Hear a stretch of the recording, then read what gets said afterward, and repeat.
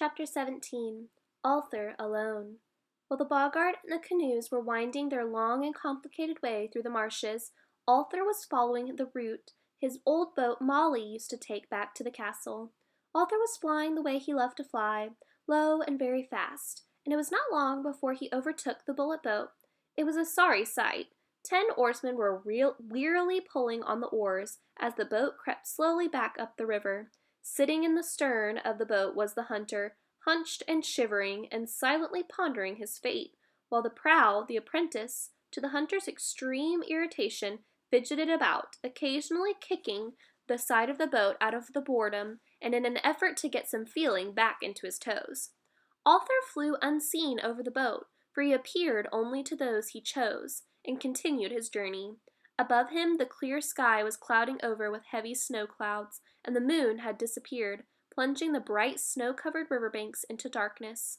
As Alther drew nearer to the castle, fat snowflakes began to drift lazily down from the sky, and as he approached the final bend in the river that would take him around Raven's Rock, the air became suddenly thick with snow.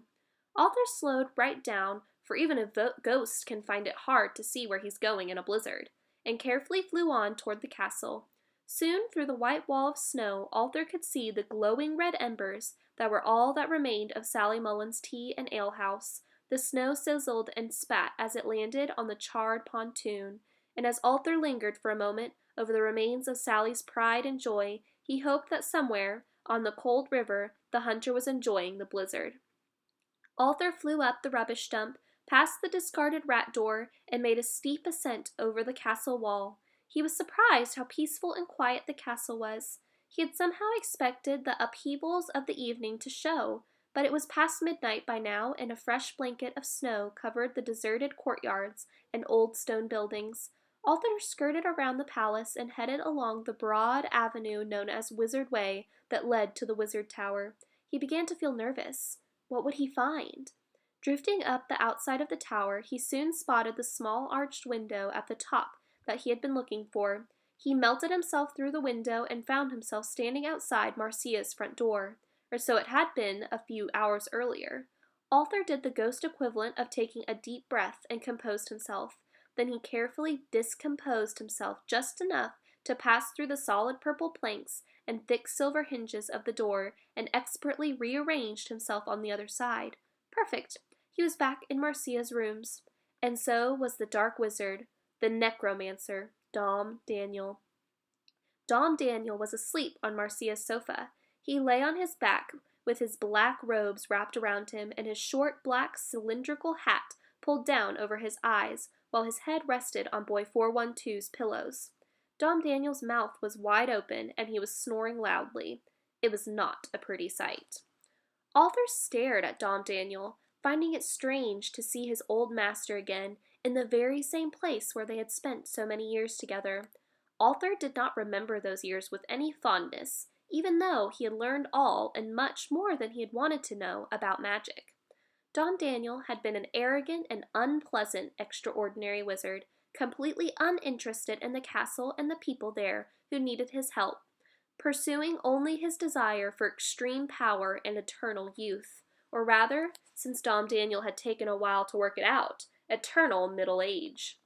The Dom Daniel who lay snoring in front of Alther looked, at first glance, much the same as he had remembered him from all those years ago, but as Alther scrutinized him more closely, he saw that all was not unchanged.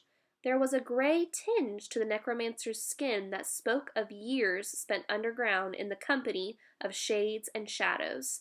An aura of the other side still clung to him and filled the room with the smell of overripe mold and damp earth. As Alther watched a thin line of dribble slowly make its way out of the corner of Dom Daniel's mouth and wandered down his chin, where it dripped onto his black cloak.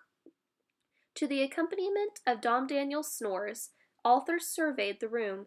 It looked remarkably unchanged, as though Marcia was likely to walk in at any moment, sit down and tell him about her day, as she always did. But then Alther noticed the large scorch mark where the thunder flash had struck down the assassin. A charred black assassin-shaped hole was burned into Marcia's treasured silk carpet. So it really had happened, thought Alther. The ghost wafted over to the hatch on the rubbish chute, which was still gaping open, and peered into the chill blackness. He shivered and reflected on the terrifying journey they all must have had. And then, because Alther wanted to do something, however small it might be, he stepped over the boundary between the ghostly and the living world. He caused something to happen. He slammed the hatch door closed. Bang! Dom Daniel woke up with a start. He sat bolt upright and stared around him, momentarily wondering where he was. Soon, with a little sigh of satisfaction, he remembered. He was back where he belonged, back in the rooms of the extraordinary wizard, back at the top of the tower, back with a vengeance. Dom Daniel looked about him, expecting to see his apprentice, who should have returned hours ago with the news at last of the end of the princess and that awful woman, Marcia Overstrand, not to mention a couple of the Heaps thrown into the bargain. The fewer of them remaining, the better, thought Dom Daniel. He shivered in the chill air of the night, and clicked his fingers impatiently to rekindle the fire in the grate. It flared up, and poof! Alther blew it out. Then he wafted the smoke out from the chimney and set Dom Daniel coughing. The old necromancer may be here, thought Alther grimly, and there may be nothing I can do about that, but he's not going to enjoy it, not if I can help it. It was well into the early hours of the morning, after Dom Daniel had gone upstairs to bed and had considerable trouble sleeping due to the fact that the sheets seemed to be intent on strangling him, when the apprentice returned. The boy was white with tiredness and cold. His green robes were caked in snow, and he trembled as the guardsman who had escorted him to the door made a quick exit and left him alone to face his master. Dom Daniel was in a foul temper as the door let the apprentice in. "I hope," Dom Daniel had told the trembling boy, "that you have something interesting news for me." Alther hovered around the boy, who was almost unable to speak from exhaustion. He felt sorry for the boy. It was not his fault that he was apprenticed to Dom Daniel. Alther blew out on the fire and got it going again. The boy saw the flames jump in the grate and made to move over to the warmth. "Where are you going?" thundered Dom Daniel. I'm cold, sir." "You're not going near that fire until you tell me what happened. Are they dispatched?" The boy looked puzzled. I told him it was a projection," he mumbled. "What are you on about, boy? What was a projection?" "Their boat." "Well, you managed that, I suppose. Simple enough. But are they dispatched? Dead? Yes or no?" Dom Daniel's voice rose in exasperation. He had already guessed the answer, but he had to hear it. "No," whispered the boy, looking terrified, his sodden robes dripping on the floor as the snow began to melt in the faint heat that Alther's fire was giving off. Dom Daniel cast a withering look toward the boy. "You are nothing but a disappointment. I'd go to endless trouble to rescue you from a disgrace of a family. I give you an education most boys could only dream of. And what do? Act like a complete fool. I just do not understand it. A boy like you should have found that rabble in no time, and all you do is come back with some story about projections and drip all over the floor." Dom Daniel decided that if he was awake, he didn't see why the Supreme Custodian should not be awake too, and as for the hunter, he'd be very interested in what he had to say for himself. Dom Daniel strode out, slamming the door behind him, and set off down the static silver stairs, clattering past endless dark floors of empty and echoing by the exodes of all the ordinary wizards earlier that evening. The wizard tower was chill and gloomy with the absence of magic. A cold wind moaned as it was drawn up as if through a huge chimney, and doors banged mournfully in the empty rooms. As Dom Daniel descended, becoming quite dizzy from the never-ending spirals of the stairs, he noted all the changes with approval.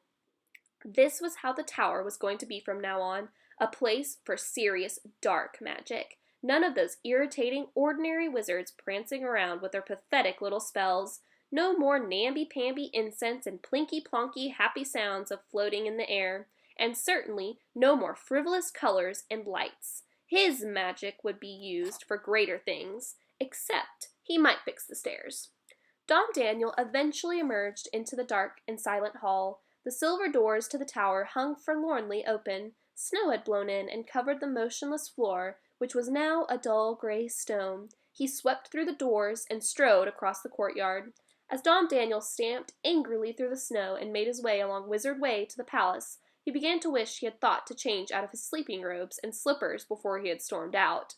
He arrived at the palace gate a somewhat soggy and unprepossessing figure, and the lone palace guard refused to let him in. Dom Daniel struck the guard down with a thunder flash and strode in.